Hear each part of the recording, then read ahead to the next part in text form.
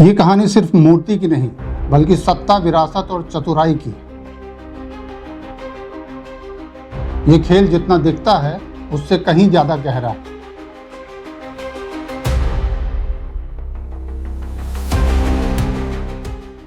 नमस्कार, स्वागत है आपका एंटीक वायरल के नए एपिसोड में। आज हम वो बताने वाले हैं जिसे सुनकर आप कहेंगे कि हद हो गई। पूर्व विधानसभा अध्यक्ष श्रीयुत श्रीनिवास तिवारी की प्रतिमा को लेकर जो विवाद छिड़ा, उसे आप भले ही कांग्रेस और बीजेपी के नज़रिए से देखें, लेकिन असल मसला कुछ और है। सबको मालूम था कि इस विवाद का अंत ठीक वैसा ही होगा जैसे हुआ। मूर्ति वहीं लगेगी जहां कांग्रेसी जिद कर रहे थे। लेकिन हैरानी की बात है कि भाजपाई प्रशासन ने आखिर इतनी आसानी से कांग्रेस की बात कैसे मान ली। इस मसले पर हम आगे चर्चा करेंगे, लेकिन पहले विवाद की शुरुआत को समझ लीजिए। 2018 में नगर निगम परिषद ने सर्वसम्मति से निर्णय लिया था कि रीवा में महाराजा मार्तंड सिंह और श्रीनिवास तिवारी की प्रतिमाएं स्थापित की जाएंगी। उस समय भाजपा की परिषद थी और सभी पार्षदों ने इसे मंजूरी भी दी। 2022 में इसका टेंडर जारी हुआ और 2023 में 41 लाख रुपए की लागत से प्रतिमा तैयार करने का ऑर्डर भी दे दिया गया। यहाँ तक तो ठीक था, लेकिन नगर निगम में जो प्रस्ताव पारित हुआ था उसमें SF चौराहे पर मूर्ति लगाना तय हुआ था। लेकिन कांग्रेस ने अचानक जगह बदलकर प्रतिमा को पुलिस लाइन चौराहे पर लगाने की तैयारी शुरू कर दी, और वो भी उस जगह पर जहां पुलिस कॉलोनी प्रस्तावित है। तो गलती तो कांग्रेस ने कर दी कि प्रशासन को जानकारी दिए बिना प्रतिमा का स्थान बदल दिया। चलिए कोई बात नहीं, पुलिस विभाग ने आपत्ति जताई तो थोड़ी देर के लिए हल्ला हुआ और फिर सब राजी हो गए। खबर आई कि कांग्रेस ने आंदोलन की चेतावनी दी थी, इसलिए प्रशासन को झुकना पड़ा, लेकिन ऐसा कुछ भी नहीं। प्रभारी कलेक्टर सौरभ सोनबड़े जिन विभागों से कोऑर्डिनेशन की बात कर रहे थे वो सब फर्जी है। असली कोऑर्डिनेशन तो अमैया से होना था, श्रीयुत के पड़ोस से, मतलब डिप्टी CM राजेंद्र शुक्ला से। शुक्ला परिवार और श्रीयुत के बीच संबंधों को जो नहीं जानता वही प्रभारी कलेक्टर की बात पर भरोसा करेगा। विवाद खत्म करने का आदेश जैसे ही अमैया से आया, सारे विभागों की आपसी सहमति बन गई।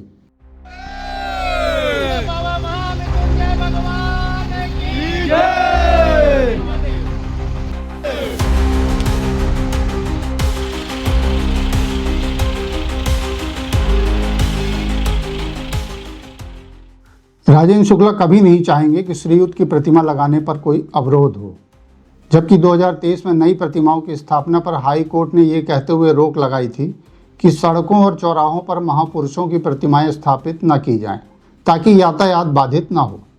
लेकिन जन भावनाओं के आगे ये आदेश भी किनारे लगा दिया गया।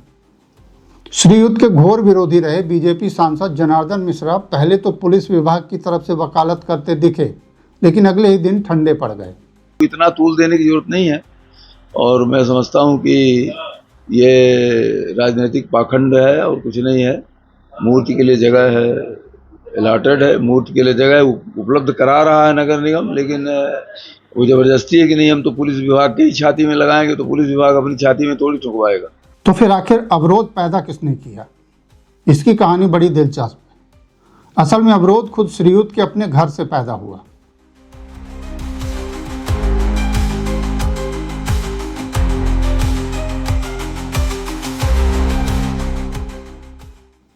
श्रीयुत की राजनीतिक विरासत हथियाने की जंग उनके जाने के बाद ही शुरू हो गई थी।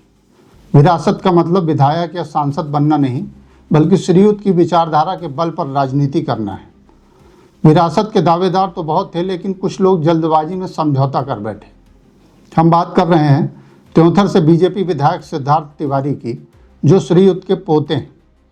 सिद्धार्थ तिवारी का कांग्रेस छोड़ना उतनी बड़ी बात नहीं थी, जितनी बड़ी बात यह थी कि उनके पिता स्वर्गीय सुंदरलाल तिवारी ने जिस नेता को वैश्या से बदतर कहा था, सिद्धार्थ ने उसी नेता के हाथ से बीजेपी की मेंबरशिप ले ली। वैश्या माननीय शिवराज सिंह जी से बेहतर है। वैश्या माननीय शिवराज सिंह जी से बेहतर है। वैश्या माननीय शिवराज सिंह जी से बेहतर है।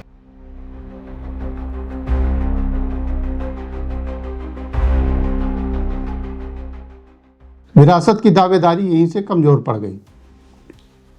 अब प्रतिमा विवाद से आखिर उनका क्या कनेक्शन है? तो सूत्र बताते हैं कि सिद्धार्थ सीएम मोहन यादव के हाथों प्रतिमा का अनावरण कराना चाह रहे थे। इसके लिए वो सीएम से 17 सितंबर का समय लेने भी गए, लेकिन सीएम ने व्यस्तता की वजह से 19 तारीख का समय त्योंथर के लिए दिया। अब यहीं से सब गड़बड़ हो गया। सीएम आते तो सिद्धार्थ भी प्रतिमा के अनावरण में शामिल हो जाते, लेकिन अब तो वो रास्ता भी बंद हो गया। प्रतिमा का अनावरण करेंगे पूर्व मुख्यमंत्री दिग्विजय सिंह, जिन्हें सिद्धार्थ अक्सर मूर्ख कहा करते हैं, और वही मूर्ख दिग्विजय सिंह श्रीयुत को अपना गुरु मानते थे।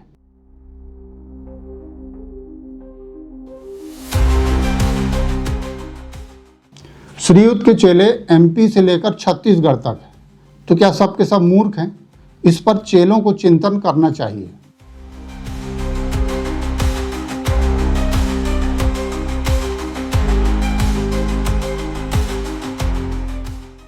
तो अड़ंगे कहीं और से लग रहे थे और नाम पुलिस विभाग का आ रहा था। सोचिए, बाबा की 100वीं जयंती पर पोते की गैर मौजूदगी हैरानी की बात है। वाकई सियासत बहुत बेरहम होती है।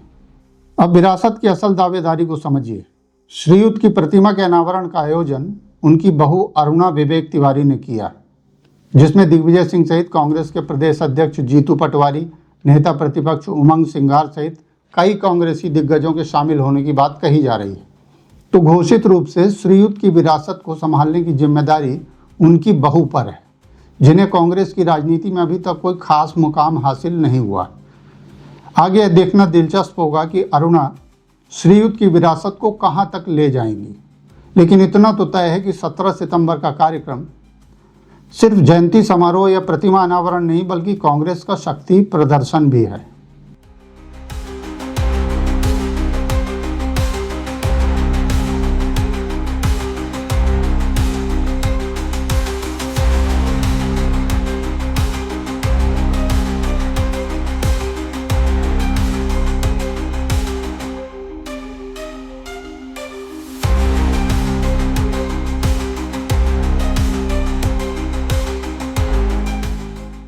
आपको क्या लगता है, ये श्रद्धांजलि है या कांग्रेस का पावर शो?